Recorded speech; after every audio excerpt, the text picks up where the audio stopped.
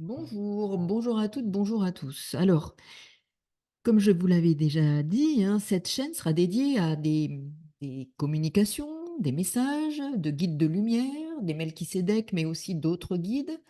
Et puis là, il s'agit d'un sujet particulier, c'est le féminin, la place de la présence de la mère divine sur cette terre-planète. C'est une sorte d'énergie cosmique universelle puissante qui se manifeste actuellement en particulier. Et donc on parle du féminin sacré, hein, mais bien au-delà, il y a quelque chose de puissant qui se joue et qui traverse les énergies de la planète et qui apporte cette puissance et qui est dédiée plus particulièrement aux femmes. Les femmes et leur devenir. Donc devant des manifestations de plus en plus nombreuses, et dans des domaines différents, les guides donnèrent leur vision sur la femme et sur son avenir dans ce monde, dans le monde qui est en pleine mutation. Aussi est-il important que soit diffusé ce qui a été communiqué comme message pour les femmes, pour la femme en général. Cette entité lunaire est à considérer comme un élément primordial, essentiel pour l'avenir de notre planète et de l'humanité tout entière. Depuis longtemps déjà, elle aurait dû occuper la place qu'elle veut prendre, mais elle n'a pas compris le rôle et les fonctions qui lui étaient dévolues, qui étaient et qui sont les siennes. Si la femme est restée comme un être fragile, en apparence un peu recroquevillé sur elle parfois, c'est pour la bonne raison que l'homme s'est octroyé tous les pouvoirs se basant sur sa force physique, qui d'après lui était aussi un apanage de la force de son mental. En vérité, il n'en est rien, puisque dans chaque période de l'histoire, et en quelque pays que ce soit, nous avons pu constater l'importance que la femme jouait, tant auprès des forts de ce monde, des rois, des empereurs, des ministres, des présidents, que dans sa demeure, que dans son foyer. L'homme se croyait fort, mais à son insu, et parfois de façon insidieuse, la femme le menait. Il ne se rendait même pas compte, la plupart du temps, des formes que cela pouvait prendre. Les femmes sont de plus en plus menacées, disent-ils. Elles ne se rendent pas compte, mais leur esprit est gagné par une force indépendante de leur volonté qui les transforme négativement parfois, gagne leur intellect et submerge leur âme en les rendant de plus en plus vulnérables, en les fourvoyant parfois sur une voie qui n'était pas la voie du féminin sacré. Leur psychologie s'affaiblit. Elles sont sans dessus-dessous, à l'envers d'elles-mêmes. Elles ne sauront plus comment choisir, comment avancer, comment gouverner leur vie. Beaucoup se laisseront soumettre par des forces auxquelles elles ne croyaient pas ou pour lesquelles elles n'avaient aucun appétit. Sans dessus-dessous, elles croiront marcher la tête en bas et un puissant vertige s'emparera de leur comportement psychologique. Beaucoup d'illusions leur laisseront croire qu'elles ont à lutter pour gagner un combat qu'elles ont déjà gagné. En réalité, il n'y a pas de lutte à mener, ni de combat à gagner, parce que l'installation et la propagation de leur cheminement sont prévues depuis la création de votre humanité tout entière. Tout a été fait afin que personne ne soit lésé de quelque manière que ce soit, chacun à sa position. C'est dans la discorde générée par des forces négatives supérieures que des embrouillamini se multiplient et que vous vivez mal. La psychologie des femmes sera de plus en plus agressée par des formes nouvelles de raisonnement, de pensées auxquelles elles n'étaient pas habituées. La banalisation des lois scélérates relatives au meurtre sous toutes ses formes, à commencer par le meurtre des femmes, viendra affaiblir le mental des femmes. C'est dans une forme de panique et d'affolement intérieur qu'elles ne sauront plus maîtriser, que de grandes faiblesses s'empareront d'elles. Nous ne généralisons pas ce que nous venons de te dire. Ceci est un avertissement pour vous inciter à la prudence et à la vigilance que nous nous cessons de proclamer. Il est difficile de donner un message particulier et en profondeur aux femmes parce que toutes ne connaissent pas l'existence de la Mère divine, qui, comme nous te l'avons dit déjà, est le maître de justice de votre avenir. Ces énergies puissantes sont présentes. Dans chaque pays du monde de la Terre, les peuples ont une croyance en une mère divine. Chacun lui a donné un nom. Dans les pays dits de grande civilisation, Les littératures ont évacué les croyances en une divinité ou dans des forces et des êtres du monde invisible. Ces littératures sont venues guidées par les princes des vertiges du monde de déstabilisation. L'être qui adhère à ces théories perd toute connaissance et devient l'esclave d'une secte ou d'une société manipulée par des forces dangereuses et cachées. Celles-ci vivent en toute impunité au regard de tous les potentats de la terre qui y adhèrent. Que les femmes craignent qu'elles se mettent au diapason des forces cosmiques universelles qui frappent à leur porte, qui frappent à la porte de leur âme.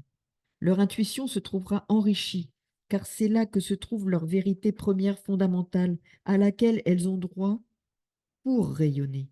C'est ainsi qu'elles pourront apporter à l'humain de demain une connaissance plus parfaite des réalités de la divinité et des choses à venir. Nous t'avons dit que la femme sera la justice de cette terre-planète bis, sous l'égide de Myriam la mère, en direction assistée et en permanence. Comprenne qui peut. Ensuite, il y a plus particulièrement une communication sur Marie-Madeleine. Cette femme qui fut incontestablement l'épouse de Jésus, il faut bien se rendre en effet à l'évidence, ce dernier n'aurait pas pu être, selon la loi hébraïque de ce temps, un rabbi en Israël comme il le fut s'il n'avait pas été marié. Elle est venue en France et sans m'associer à quoi que ce soit, donc il s'agit d'un écrit de Marc Angelides qui s'exprime là. La présence à ses côtés de Sarah est assez troublante. Lors d'une visite aux Saintes Maries de la Mer, Marc Angelides a été attiré, aimanté vers la statue de Sarah, qui est le point de mire d'un grand rassemblement de gitans. Timidement, il a touché les vêtements qui ornent cette statue. Un grand frisson l'a parcouru et il lui a demandé de lui dire qui elle était en l'appelant Sainte Sarah. Un engourdissement et une secousse l'ont traversé et il a entendu alors une voix assez rauque avec un accent rare lui dire qu'elle n'était pas une sainte, mais une vierge sortie des eaux. Alors il se demandait, s'agirait-il des eaux matricielles de Marie-Madeleine?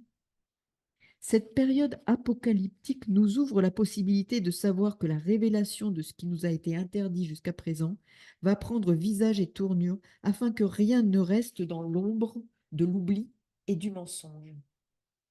Quant au mariage du Christ lors des noces de Cana, celui-ci employa deux grands symboles, l'eau et le vin, pour signifier la fusion de l'âme avec l'esprit, l'union de l'homme avec la femme. La transformation de l'eau en vin est venue constituer l'unité demandée lors du mariage. Il faut que le deux fasse un. Je vous rappelle cette parole du Christ. Il n'est pas étonnant que Marie-Madeleine parcourt actuellement dans toute la plénitude qui est la sienne, la nature de la femme afin d'y implanter un germe nouveau, celui de la vraie nature de la femme. Cette puissance, cette énergie cosmique est présente sur notre Terre planète. Elle la parcourt pour venir en soutien de la femme, des femmes. Les Melchisédek précisèrent: Marie-Madeleine est actuellement en activité chez vous, à la recherche d'âmes en difficulté pour les amener à une lumière limpide et efficace. Elle projette autour d'elle beaucoup de flammes d'amour, pas dans le sens physique, mais dans le sens de l'amour de l'âme et de l'esprit pour la grandeur de la première et l'efficience du second.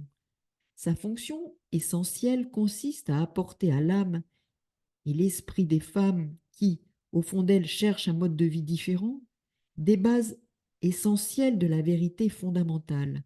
Ces femmes font inconsciemment amende honorable de certaines choses mal vécues, d'abandon aux choses superficielles de l'existence, du refus de vivre selon l'esprit et dans la lumière véritable.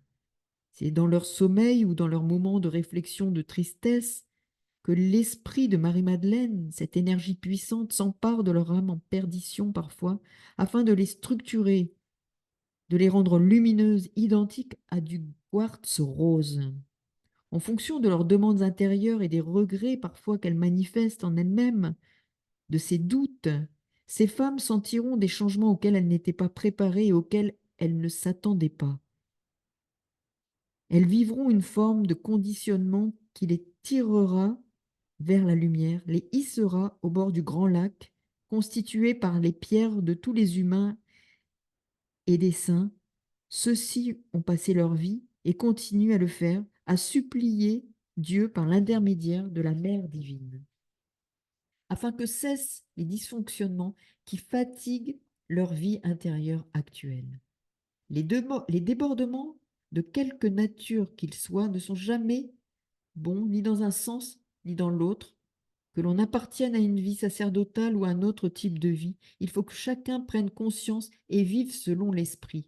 Ce n'est pas un châtiment que nous projetons contre personne, c'est une forme de rappel qui vous est fait afin que vous compreniez que le chemin de lumière peut s'éteindre facilement, disparaître devant vous si votre vigilance n'est pas grande. Comprenne qui peut.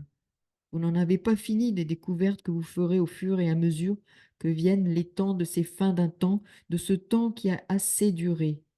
À un moment donné, vous regarderez à travers les médias ou autres moyens de communication qui se présenteront à votre quotidien et vous commencerez à ressentir les effluves de la pestilence qui suintera de votre terre.